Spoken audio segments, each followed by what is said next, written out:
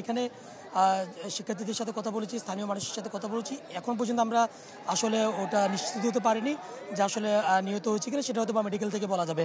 তবে এখানকার পরিস্থিতি যদি আমরা বলি যে সেনাবাহিনীর সদস্যরা সহ পুলিশ, সেনাবাহিনীর র্যাব, যৌথ বাহিনী কিন্তু এখানে উপস্থিত হয়েছেন এবং দেখতে পাচ্ছেন যে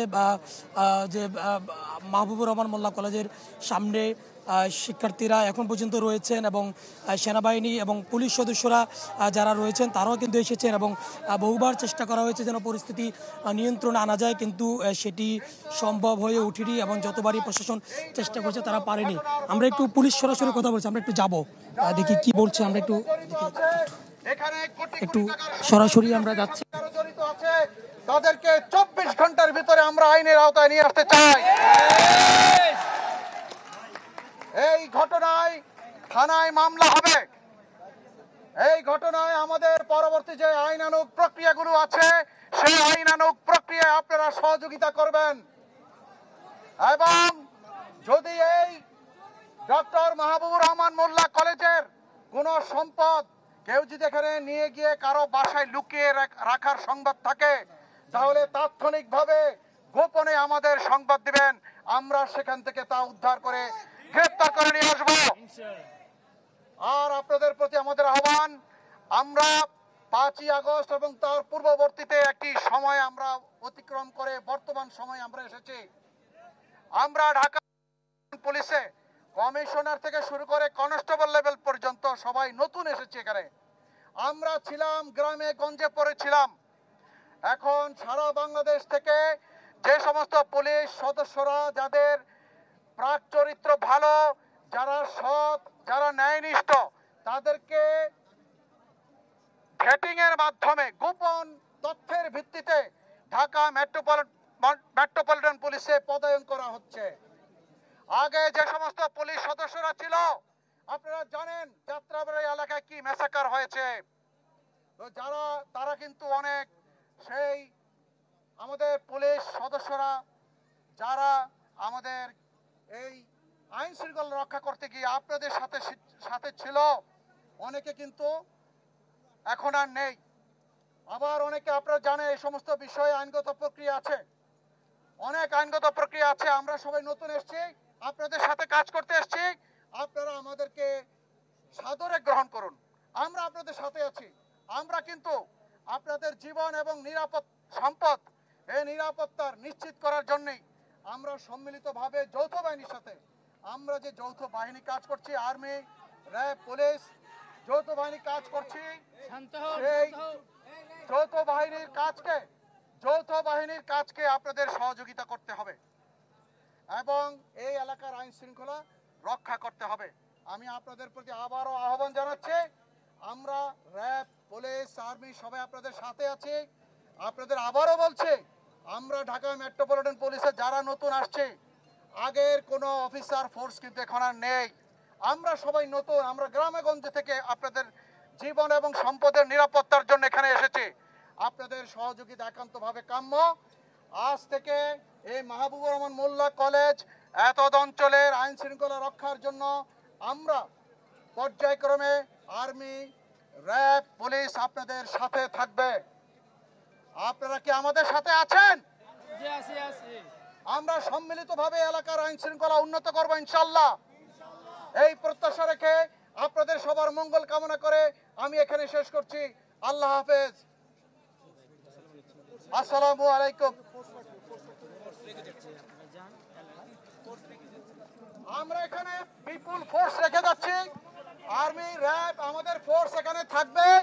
আপনারা এদিকে লক্ষ্য রাখবেন, সাধারণ মানুষ চলে যাবেন এখান থেকে। এখানে কলেজ অথরিটি আছে, কলেজ অথরিটি এখানে আমাদের সাথে থাকবে। ছাত্র ব্যতীত যারা সাধারণ মানুষ আছেন সবাই স্থান ত্যাগ করবেন। ছাত্র ব্যতীত যারা অন্যান্য মানুষ আছেন সবাই স্থান ত্যাগ করবেন। সবার মঙ্গল কামনা করছি। ধন্যবাদ। আসসালামু আলাইকুম। জি, যেমনটি দেখছিলেন যে ডিসি কথা বলেছেন।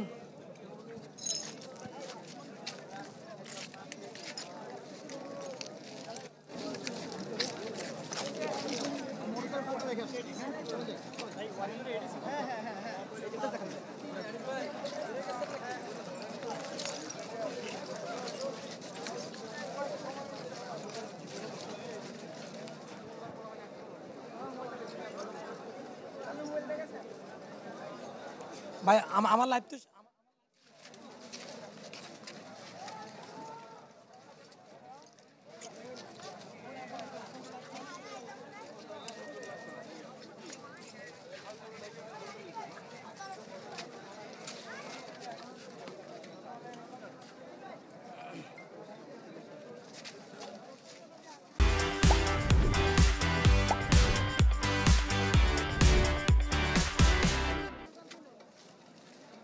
যেমনটি দেখছিলেন যে যাত্রাবাড়ি থানার পুলিশ সদস্যরা বলছেন যে এখানকার পরিস্থিতি নিয়ন্ত্রণে আনার জন্য তারা কাজ করেছেন এবং ইতিমধ্যে পুলিশের ঊর্ধ্বতন কর্মকর্তারা আমাদের সাংবাদিকদের সাথে কথা বলেছেন। তারা বলছেন যে যাত্রাবাড়ির আইন শৃঙ্খলা রক্ষার্থে তারা সর্বোচ্চ কাজ করবেন এবং শিক্ষার্থীদেরকে তারা আশ্বস্ত করেছেন যে কোনো রকম যেন আইন শৃঙ্খলার ব্যাঘাত না ঘটে সেদিকে কিন্তু তারা লক্ষ্য রাখবেন এবং এখনকার মতো এখান থেকে যেহেতু কবি নজরুল এবং সোহরাওয়ার্দী কলেজের যে সংঘর্ষের যে বিষয়টি সেটি এখন অনেকটা নেই বললে চলে।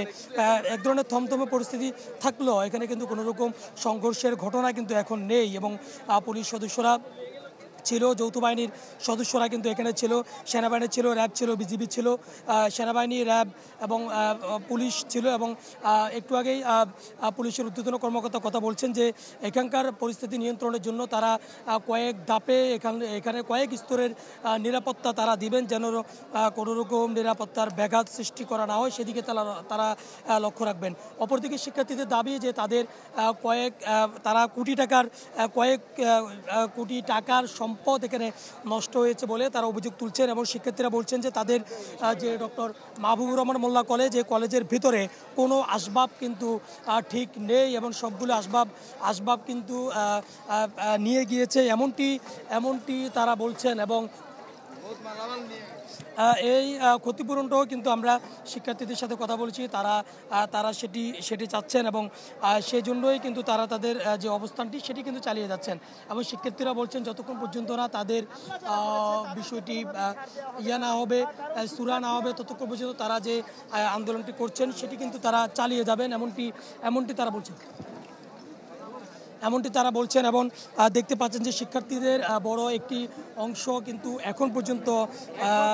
এখন পর্যন্ত ঘটনাস্থলে রয়ে গেছে। তারা বলছেন যে তাদের যতক্ষণ পর্যন্ত না দাবি পূরণ করা না হবে, অর্থাৎ তারা বলছেন যে তাদের কোটি কোটি টাকা ক্ষতি হয়েছে এমনটি তারা দাবি তুলছেন এবং তাদের বেশ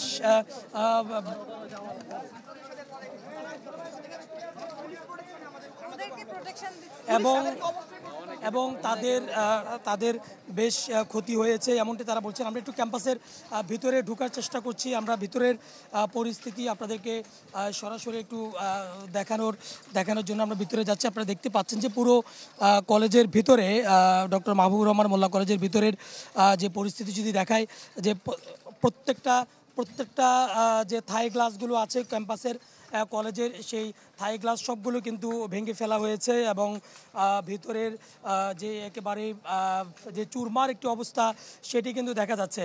অর্থাৎ শিক্ষার্থীরা বলছেন যে দুই কলেজের শিক্ষার্থীরা তো এখানে প্রবেশ করেছেন বটে, পাশাপাশি তাদের সাথে বহিরাগত অনেকেই কিন্তু ক্যাম্পাসের ভিতরে ঢুকেছেন। তাদের ডক্টর মাহবুবুর রহমান মোল্লা কলেজের ভিতরে ঢুকে এখানে তারা হামলা চালিয়েছেন এমনটি বলছেন এবং পাশাপাশি এই হামলার কারণে কিন্তু বেশ কয়েকজন আহত হয়েছে, যদিও এখন পর্যন্ত ঠিক কতজন আহত হয়েছে সেটি স্পষ্ট করে বলা না গেলেও আহত যে হয়েছে সেটি কিন্তু আমরাও দেখেছি যে অনেকেই কিন্তু এখানে আহত হয়েছেন। তবে তারা ঠিক সোহরাওয়ার্দী কলেজের কতজন কিংবা কবি নজরুল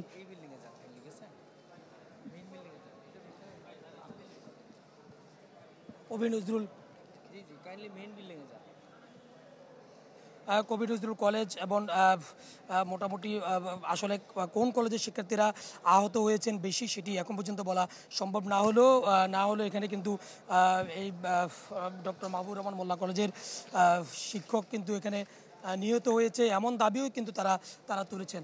আমরা একটু কলেজটির ভিতরে আমরা ঢুকে ভিতরের পরিস্থিতি একটু দেখানোর চেষ্টা করছি এবং দেখা যাচ্ছে যে কলেজটির যে ফ্যানগুলো রয়েছে এবং যে সমস্ত আসবাবপত্র রয়েছে সবগুলো কিন্তু একেবারে ভেঙে ফেলা হয়েছে এমনটি কিন্তু দেখা যাচ্ছে। আমরা একটু কলেজের দ্বিতীয় তলায় একটু যেই বলা হচ্ছে যে দ্বিতীয় তলায় সবচেয়ে বেশি ভাঙচুর করা হয়েছে, আমরা একটু সেখানে যাব এবং সেখানকার পরিস্থিতি আমরা একটু দেখানোর চেষ্টা করব।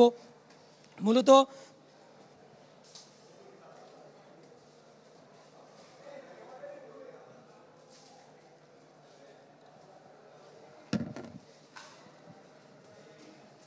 তারপরে আমার পিঠে পা যে যে যতটুকু পারে চাপাতি দিয়ে।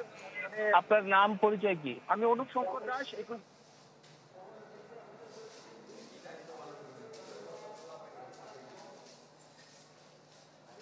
পঞ্চায়েত বাবু কেমনে বলবো, ডাক্তার না আহত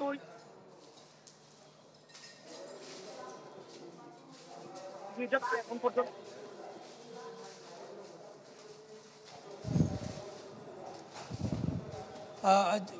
যেমনটি যেমনটি যেমনটি বলছিলাম যে প্রত্যেকটি হলের ভেতরেই কিন্তু যে রুমের ভিতরেই যে ভাঙচুর করা এবং প্রত্যেকটি আসবাবপত্র কিন্তু তারা ভাঙচুর করেছে এবং আমরা সেই দৃশ্যটি দেখানোর চেষ্টা করছি। এবং এখানে বলা চলে যে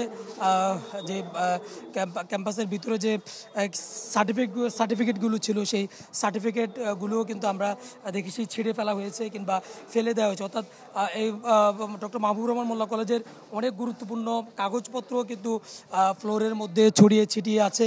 আমরা সেটি দেখানোর চেষ্টা করছি এবং প্রত্যেকটা রুমের ভেতরেই তাদের প্রত্যেকটা ক্যাম্পাসের যে মূল্যবান কাগজপত্র থাকে সেগুলো কিন্তু একেবারেই এলোমেলো পরিস্থিতিতে রয়েছে, একদম এলোমেলো করে ফেলা হয়েছে। এবং শিক্ষার্থীরা বলছেন, আমরা ঠিক কয়েকজন শিক্ষার্থীর সাথে কথা বলেছিলাম, তারা বলছেন যে তাদের শত কোটি টাকা কিন্তু এখানে লস হয়েছে, ক্ষতি হয়েছে এমনটি বলছেন। এবং তারা বলছেন যে এখানে শিক্ষার্থীরা যতটা না ছিল, অর্থাৎ যে দুটি কলেজকে দায়ী করা হচ্ছে, সোহরাওয়ার্দী কলেজ এবং কবি নজরুল কলেজ, সেই দুটি কলেজের সাথে কিছু দুর্বৃত্তরাও ছিল এবং যাদের হাতে ধারালো অস্ত্র ছিল এমনটি তারা অভিযোগ তুলছেন যে এখানে দুর্বৃত্তায়নের একটা বিষয় আছে, যারা এখানে এসে হামলা করেছিল শিক্ষার্থীদের পাশাপাশি হামলা করেছিল এমনটি বলছেন। এবং দেখতে পাচ্ছেন যে তাদের যে একেবারে ক্যাম্পাসের আমি একদম ভিতরেই আছি, যে ভিতরের যে গুরুত্বপূর্ণ নথিগুলো আছে সেগুলো কিন্তু ছড়িয়ে ছিটিয়ে আছে। এবং পাশাপাশি কলেজের যে সমস্ত থাই গ্লাসগুলো আছে সেই থাই গ্লাসগুলোও কিন্তু ভেঙে ফেলা হয়েছে যার কারণে শিক্ষার্থীরা ঘটনাস্থল কিন্তু এখন পর্যন্ত ত্যাগ করছেন না। অর্থাৎ ডক্টর মাহবুবুর রহমান মোল্লা কলেজের শিক্ষার্থীরা এখানে ঘটনাস্থলে উপস্থিত রয়েছেন এবং ঘটনার সূত্রপাতটি যেভাবে হয়েছে সেটি আমরা বারবার বলার চেষ্টা করছি। একজন শিক্ষার্থী নিহতের ঘটনাকে কেন্দ্র করে মূলত এই ঘটনাটি একজন শিক্ষার্থীর মৃত্যুকে কেন্দ্র করে অভিজিৎ নামক একজন শিক্ষার্থীর